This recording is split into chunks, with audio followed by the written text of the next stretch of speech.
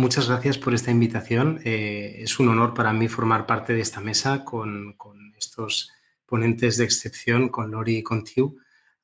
Quisiera, antes de empezar, dar las gracias a la Junta, no solo por la invitación a estas jornadas, sino también por todo el trabajo realizado en los últimos años. Es un trabajo desinteresado, muchas veces difícil de hacer, que tiene que compaginarse con la clínica y la asistencia, y los miembros de la Junta, con su interés investigador y con la pericia adquirida en la comunicación, han conseguido que la psicología clínica esté en los principales titulares de la prensa nacional, y por ello pues, quería darles las gracias, no solo por la invitación, sino por su gran trabajo. Voy a organizar esta presentación en 4 apartados.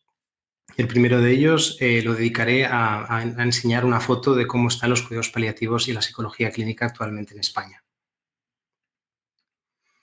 He empezado con una definición de la Organización Mundial de la Salud, que la pongo en pantalla, no la leeré por no extenderme, pero quisiera enfatizar que los cuidados paliativos no solo se enfocan en los pacientes que tenemos ingresados, sino también a sus familiares. En muchas ocasiones, incluso más allá del final de vida del paciente, acompañamos a estos familiares en la atención al duelo.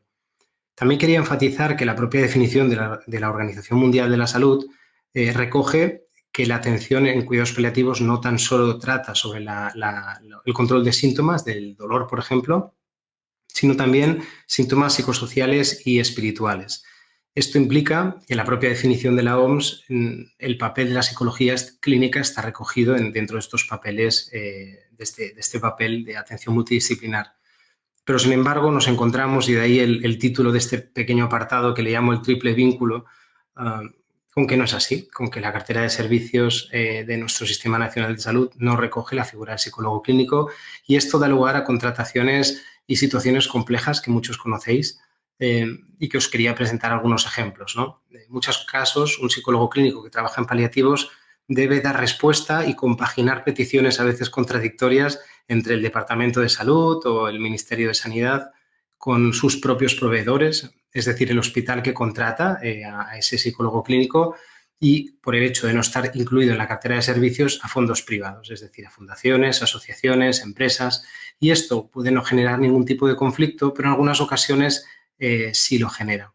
Quisiera poneros 3 titulares recientes de la prensa en el que podéis ver esta complejidad inherente a nuestro trabajo. El Departamento de Salud impulsa el desarrollo de la Ley Orgánica de Regulación de la Eutanasia, que todos conocéis.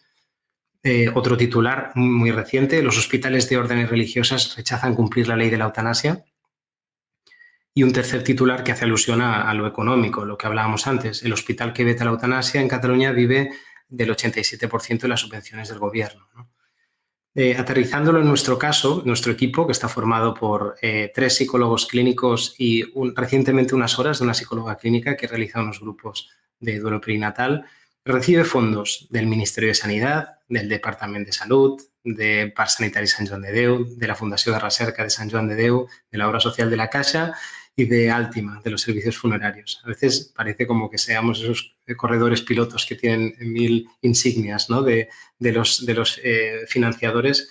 Bueno, pues esto, que parece una anécdota, es una situación que añade complejidad a una tarea que de por sí ya es compleja. Hecho este pequeño marco contextual de cómo está la situación clínica de los psicólogos clínicos en cuidados paliativos, me gustaría hacer una pequeña viñeta de cómo es la formación PIR en cuidados paliativos, en especial en nuestro hospital. En nuestro caso, formamos a los PIRes en una rotación que dura unos 3 meses aproximada, en algunos casos 4, pero en su mayoría 3 meses. Todo residente realiza unas 516 horas de práctica de observación y práctica supervisada, y suelen hacerlo como R3, final de R2, principio de R3. La media es de unos 5 residentes al año en diferentes hospitales. Os hablaré un poquito de nuestro modelo de formación. En primer lugar, siempre hay un periodo mínimo de observación, que siguiendo los estudios de Holstein del 2003 se aconseja que sea de unos 15 días. Si bien este periodo es muy variable y nos adaptamos a las necesidades del residente. Hay residentes que son más autónomos y más rápidamente prefieren llevar casos de manera supervisada, y otros pues, que prefieren alargar este periodo de observación, y nosotros nos adaptamos a esas necesidades. Como iréis viendo, uno de los objetivos nuestros es socializar digamos, desensibilizar este miedo, ¿no?, a la muerte que nos genera de manera inherente como seres humanos, Y este apartado en concreto me siento tranquilo porque será muy abordado por Lori, pero quiero transmitiros que en nuestro trabajo con los residentes debemos conocer al residente, debemos conocer los duelos y en ese sentido, por ejemplo, una residente que haya tenido un duelo perinatal, pues no la expondremos a un óbito fetal en sus primeras semanas de rotación, ¿no? En ese sentido, conocer los duelos de los residentes nos ayuda a poder graduar la exposición a los casos. Siempre con este modelo de supervisión directa, primero una supervisión indirecta posterior y finalmente la práctica autónoma. Todo ello en un clima de calidez, autenticidad, aceptación muy horizontal. Lo intentamos poner muy cómodo y seguimos este principio de Vygotsky del andamiaje en el sentido de prestar atención a cuál es el punto de desarrollo de habilidades terapéuticas del residente en el momento de rotación, en sus primeros días de observación, para posteriormente apuntalar todas aquellas cosas que a nivel asistencial, a nivel de autonomía, a nivel de presencia con el paciente, pues podemos ayudar a mejorar en el residente y evidentemente con los sesgos y limitaciones propias de nosotros como terapeutas. Finalmente, cuando acaba la rotación, elaboramos una evaluación final extensa. Si bien ya hemos ido dando feedback constante, nos gusta darla por escrito como para acabar de apuntalar aquellas cosas que hemos visto del residente, ¿no? Y qué mejor que poner cara pues, a algunas de las personas que han pasado recientemente por nuestra unidad. Me gustaría extenderme más en este apartado, pero como no nos va a dar tiempo, lo que voy a hacer es daros algunas referencias y para ello, si queréis tener pendientes vuestros móviles, os vais a ir encontrando, como aquí aparece en pantalla, algunos códigos QR. Si os interesa en concreto ampliar información de lo que os estoy presentando, podréis descargaros ese artículo y como de luego compartir la presentación, si nos ha dado tiempo, podéis hacerlo más tarde. Quería presentaros en primer lugar este artículo que publicamos hace menos de 2 meses en el que precisamente hablamos de cómo realizar esta formación en comunicación de profesionales sanitarios, especialmente en malas noticias.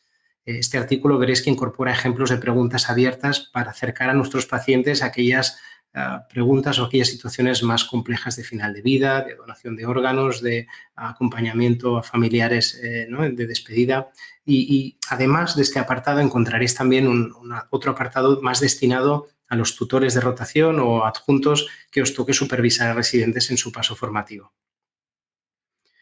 Del mismo modo, durante el COVID tuvimos situaciones donde muchos médicos, muchos profesionales sanitarios tuvieron que estar en primera línea comunicando malas noticias a los familiares sin tener esta formación de cómo hacerlo, ¿no?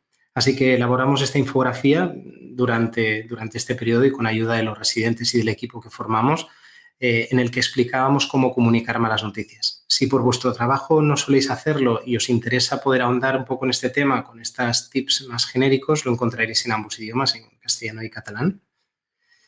Y para acabar este apartado, quería presentaros esta foto. Bueno, no es casual, justo hoy es la fiesta mayor de Barcelona, la Mercè, y una de las cosas tradicionales son las castellers, ¿no? Y hay mucho simbolismo en las castellers y a menudo cuando vemos las imágenes creemos que el castillo o la esencia del castillo es cuando la enxaneta, cuando el niño o la niña levantan la mano y coronan el castillo, ¿no? Y si bien ese momento es importante, yo creo que tanto en la formación de nuestros residentes como en la terapia, en muchas ocasiones nos toca asumir un papel distinto. No diría secundario, pero a veces nos toca estar en la piña, en esta base, ¿no? Formativa. Y para que pueda funcionar este castillo, para que finalmente se alce la enxaneta, se requiere una buena base y que no falle ninguno de los pilares. Paso a la tercera parte de la intervención, que es la central, que tiene que ver con las intervenciones psicológicas que realizamos en cuidados paliativos. Para ello, debo contextualizaros el ámbito en el que intervenimos, el marco, el encuadre. En primer lugar, nuestras intervenciones suelen iniciarse en planta, en la planta hospitalaria, en diferentes unidades de medicina interna, cuidados paliativos, neumología. Y en función de la patología del paciente, en ocasiones tenemos que realizar nuestra intervención y acotarla a ese único ingreso, porque es un ingreso en situación de últimos días, como en ocasiones, por ejemplo, ante pacientes con patología crónica compleja, que sabemos que posiblemente en ese reingreso mejorará levemente y posiblemente más tarde reingresará de nuevo, preparar esa intervención para los sucesivos ingresos en planta. En ocasiones, después de este alta hospitalaria, continuamos nuestra intervención en consultas externas de manera individual. Existe el derecho como ciudadanos, intentamos también recogerlo en la planificación de decisiones anticipadas de decidir dónde quieres morir. aquel paciente, aquellos familiares, aquella familia que decide que ese final de vida se produzca en el domicilio, disponemos de equipos en España, en el caso de Cataluña se llaman PADES, que acercan este control de síntomas tan excelente que implican los cuidados paliativos en el domicilio. Por lo tanto, los psicólogos clínicos trabajaríamos en atención domiciliaria en casa de los pacientes. Igual que decía al principio, nuestra intervención no acaba cuando fallece el paciente, continúa posteriormente con esta intervención en duelo con los familiares y no es fácil esta llamada de duelo. Quería daros algunas ideas que nosotros hemos visto al cabo de los años. En primer lugar, cuando es posible anticipar este duelo, intentamos explicar a los familiares que las primeras semanas después de la pérdida es normal no sentir todo el abanico, la amalgama de síntomas esperables, ¿no? En muchas ocasiones los familiares describen estos primeros momentos como si no estuvieran tan tristes como esperaban, ¿no? Y si esto no se contextualiza, si no se realiza esta breve psicoeducación, generalmente o en algunas ocasiones genera culpa por no sentirme suficientemente mal por la pérdida de mi ser querido, ¿no? Bien, esta llamada de duelo la intentamos realizar más o menos al cabo de un mes de la pérdida, porque es cuando vemos que realmente más podemos valorar si esos síntomas nos señalan un posible duelo complejo o si estamos dentro de un duelo normal y por ello posiblemente esa llamada será la última que realicemos con esa familia. Cuando detectamos estos síntomas de duelo complejo, en ocasiones citamos en consultas externas, como os enseñaba antes, y en ocasiones también continuamos la intervención a nivel grupal. En nuestro hospital tenemos 5 grupos de duelo en función del tipo de pérdida, si ha sido una muerte violenta, si ha sido una muerte de un cónyuge o si ha sido una muerte, por ejemplo, de un hijo. Segregamos los grupos para que haya similitud en cuanto a las situaciones clínicas que emergen en ese grupo. Y recientemente también tenemos un grupo de pérdida perinatal. Además de todas estas intervenciones que os he intentado dibujar, en algunas ocasiones hacemos intervenciones especiales y le dedicaré unas diapositivas al final de esta primera presentación.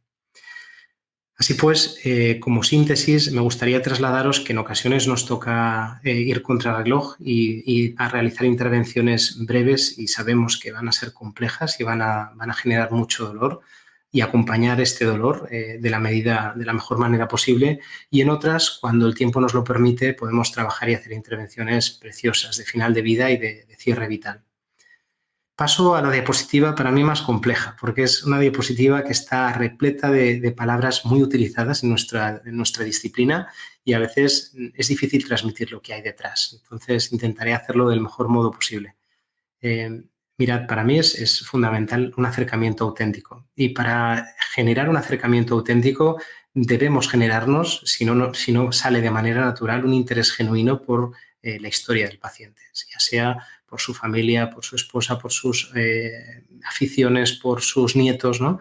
Esa motivación genuina, ese acercamiento auténtico es el que nos permite establecer un vínculo que va más allá de lo que entendemos por vínculo terapéutico, ¿no?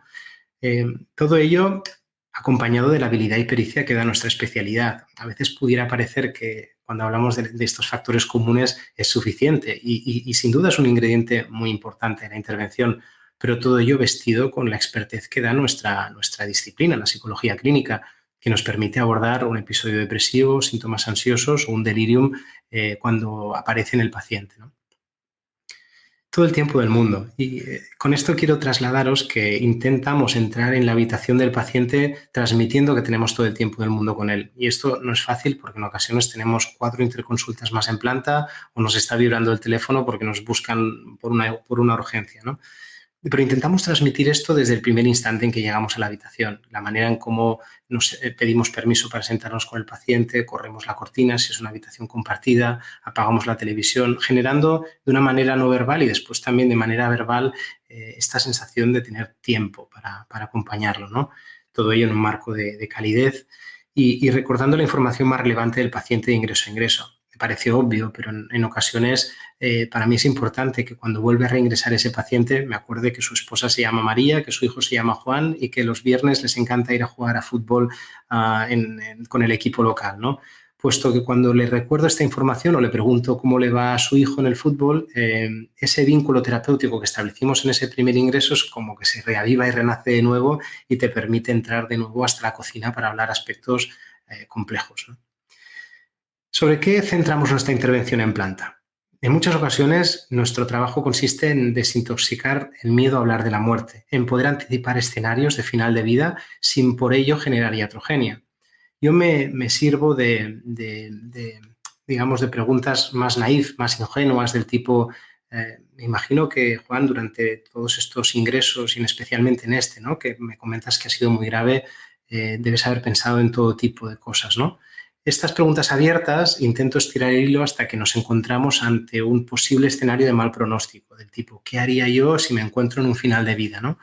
Ello nos permite abrir el cajón de los asuntos pendientes, de las expectativas de vida, de los valores del paciente, sin por ello generar iatrogenia, porque muy posiblemente al acabar esa visita, habiéndose ubicado en ese escenario, puede volver a su punto de partida, que es el momento en el que él está ajustado a su diagnóstico y pronóstico. A veces, cuando todo esto ha estado hecho, nos toca favorecer esta despedida. Despedidas que a veces son fáciles y fluyen de una manera natural, y otras, cuando nos toca acompañar, por ejemplo, niños que se despiden de sus padres, nos gusta poder acompañarles, ayudarles, destensar ese momento, estar con ellos si lo necesitan, estar con ellos más tarde. O en algunas ocasiones, cuando progresan los síntomas de manera muy rápida y debemos sedar al paciente, a veces le genera dudas a los familiares si tiene sentido o no despedirse del paciente cuando en principio ya no está escuchando, ¿no?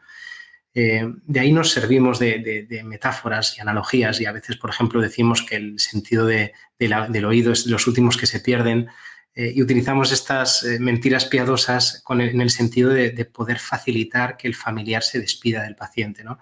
Y esto lo hacemos porque hemos visto de una manera clínica y también basado en la evidencia que el poder tener la ocasión de despedirte de tus seres queridos, aunque en esa ocasión ya no te esté escuchando, digamos que previene situaciones de duelo complejo. En esta atención a los pacientes al final de vida emergen asuntos pendientes, cosas que me hubiera gustado hacer y no he podido hacer, cosas que quiero dejar en orden y no he tenido tiempo para hacer, y nuestro rol muchas veces consiste en detectarlo, porque la solución o el poder solventar esos asuntos pendientes reduce mucho la ansiedad.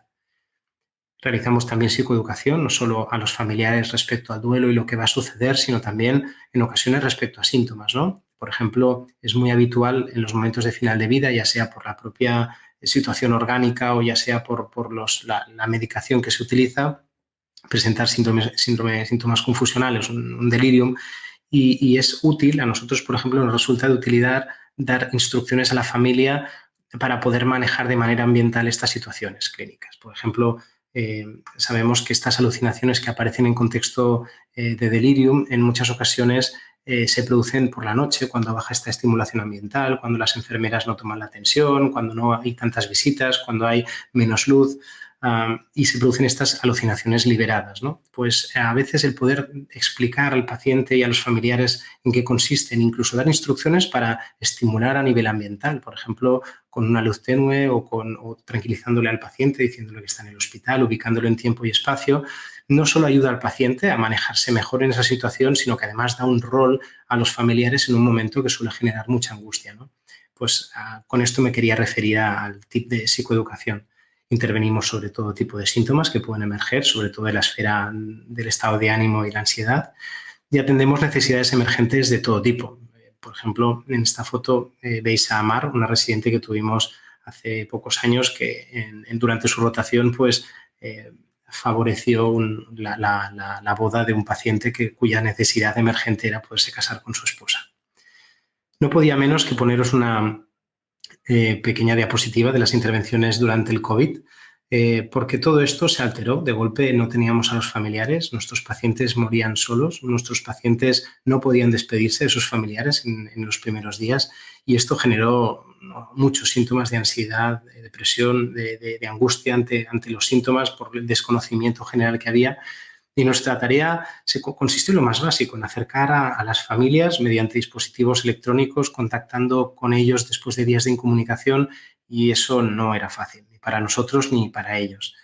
Nosotros decidimos hacerlo con 2 psicólogos clínicos, uno que estaba de manera presencial con el EPI y acercando a los familiares con la pantalla, y otro a distancia que se encargaba, en este caso Alberto, un residente que tuvimos sus últimos meses de rotación, que hacía toda esta atención previa a los familiares, preparando esa conversación de despedida, contextualizando cómo iba a ser y atendiendo posteriormente la llamada e incluso después durante el duelo, ¿no? Eran intervenciones complejas, pero que realmente simplemente favoreciendo, haciendo de vínculo, ¿no? Os podéis imaginar la tremenda intensidad que tenían, ¿no? Para ambos. Realmente tuvimos muchas situaciones de final de vida, tantas que no pudimos atenderlas del modo en que estábamos acostumbrados a hacer y por ello también elaboramos, igual que esta infografía de comunicación de malas noticias, esta otra de consejos para afrontar la pérdida de un ser querido. Es un pequeño dossier que sirve de material psicoeducativo para los pacientes y que entregábamos junto con las pertenencias de los pacientes cuando no podíamos realizar todas estas intervenciones que antes os explicaba, ¿no? En el peor momento de la primera ola. Paso a explicaros estas intervenciones especiales. En ocasiones, lo bonito de los cuidados paliativos es que te permite tener tiempo con el paciente, te permite hacer una intervención, un traje a medida, ¿no? Os presento la historia de Herminio, sin explicaros demasiado. Herminio era un paciente que amaba la literatura y en concreto las novelas de Carlos Ruiz Zafón, su principal o su preferida era La sombra del viento, como mucha gente. Pues escribimos a Ruiz Zafón, le explicamos la historia de Herminio y Ruiz Zafón pues, nos devolvió un libro firmado y dedicado para Herminio. No le llegó, Herminio falleció antes de recibir este libro, pero su familia pues, lo guarda con mucho amor y con mucho agradecimiento, ¿no? La historia de Herminio la podéis encontrar en este QR si os apetece saber un poquito más sobre él. Otras intervenciones que hacemos especiales se basan en la Dignity Therapy. Es una intervención estructurada, compleja y basada en la evidencia que posiblemente aquellos que la conocen más se pondrían las manos a la cabeza con lo que os voy a decir.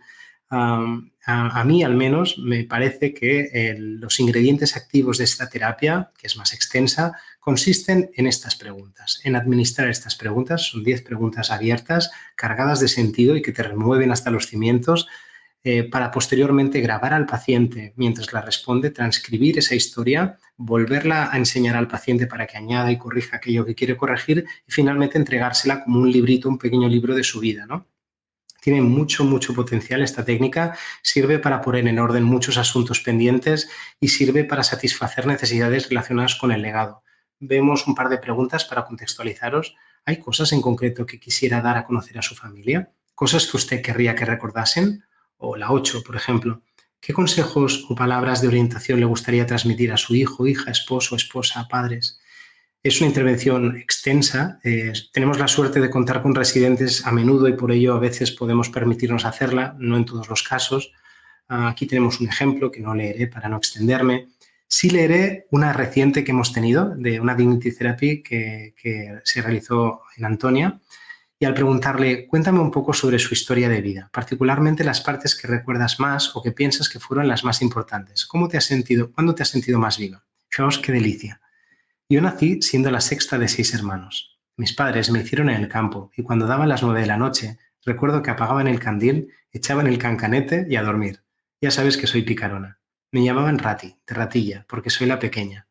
Mi padre era un jornalero de los años malos del hambre y mi madre tenía que ir todos los días a los pueblos de alrededor al racionamiento del pan.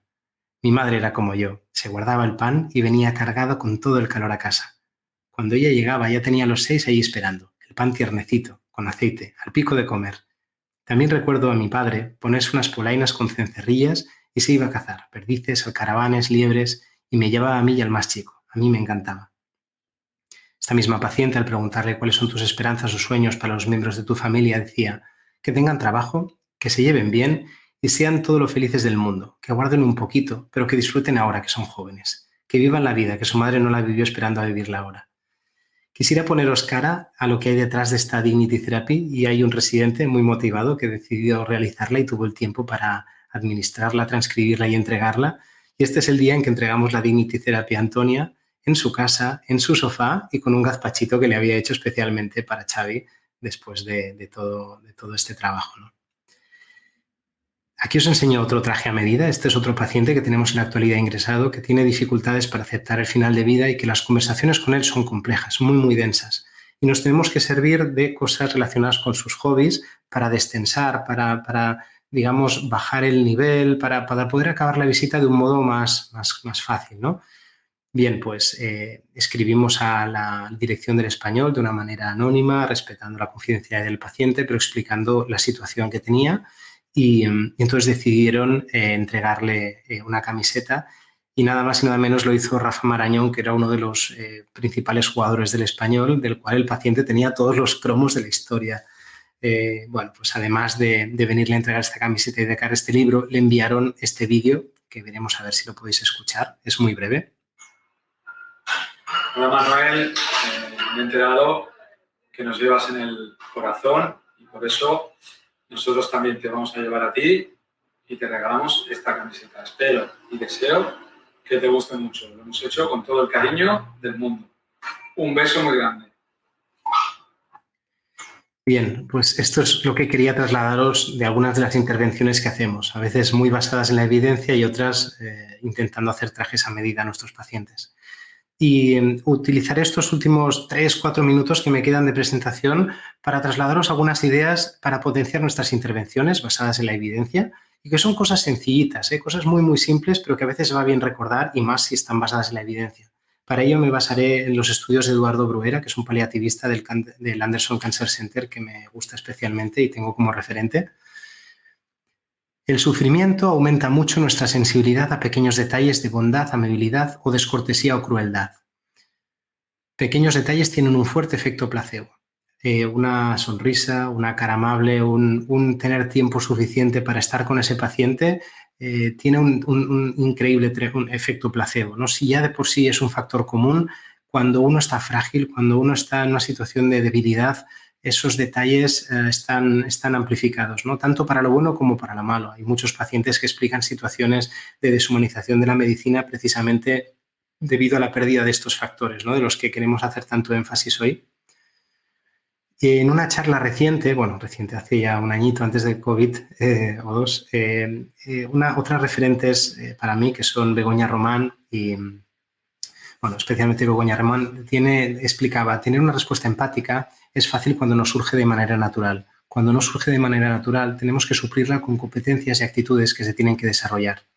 Estamos acostumbrados a cultivar técnicas y estrategias del high-tech, pero no a las estrategias del high-touch. Me refería, además de Begoña Román, a Montse Esquerda. Ambas en este congreso enfatizaban esta idea, ¿no?, de desarrollar nuestras propias habilidades terapéuticas incluso cuando no surgen de manera natural. El médico que se sentaba con el paciente, esto es un estudio de Johnson del 2008, era percibido como más compasivo y daba la impresión de haber estado más tiempo. Otra idea, la comunicación por teléfono con el paciente mejoró drásticamente la fatiga y muchos otros síntomas. Es decir, solamente el hecho de llamar por teléfono al paciente mejoraba, incluso independientemente de lo que hiciéramos en esa entrevista, independientemente de los fármacos que se ajustaran, ya mejoraba la astenia, la fatiga y otros muchos síntomas. Y además, llamar activamente en lugar de esperar que ellos nos llamen era todavía más eficaz.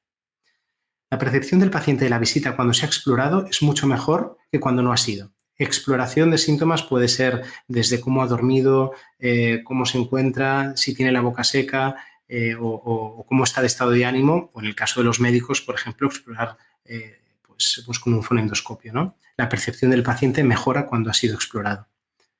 Proponer la grabación de la visita con el teléfono móvil a pacientes y familiares mejora el conocimiento de las recomendaciones y aumenta la satisfacción.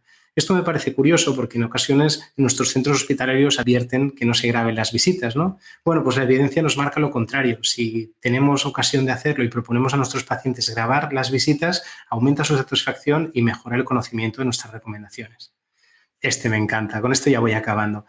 Poner un hilo musical en las áreas de atención al paciente mejora la satisfacción de pacientes, cuidadores y proveedores. Ojo, que nuestros jefes, no solo nuestros pacientes y los cuidadores, también nuestros jefes estarán más felices. Así que si queréis pedir un aumento de sueldo o buscar vuestra de categoría profesional, pues que sepáis que si promovéis un hilo musical, vuestros jefes también estarán más felices. Y ante la duda, la evidencia nos señala que la música clásica pues, es más eficaz para esta satisfacción percibida.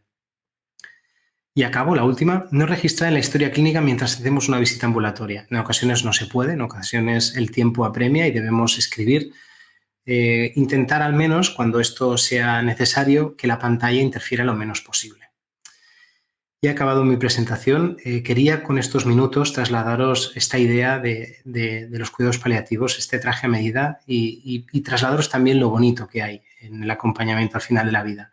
Pero no siempre es bonito nuestro trabajo. En ocasiones nos toca acompañar algunos de los duelos más duros y por ejemplo, en esta escultura de Martin Udacek, de Memorial de los Niños No Nacidos, quería presentároslo como un símbolo de aquellos duelos más complejos que nos ha tocado acompañar y que a veces nos toca sostener, que es la pérdida de un hijo. Y nada más, os dejo con la bibliografía que encontraréis en la presentación por si queréis ampliar y mi contacto por si necesitáis cualquier cosa. Muchas gracias.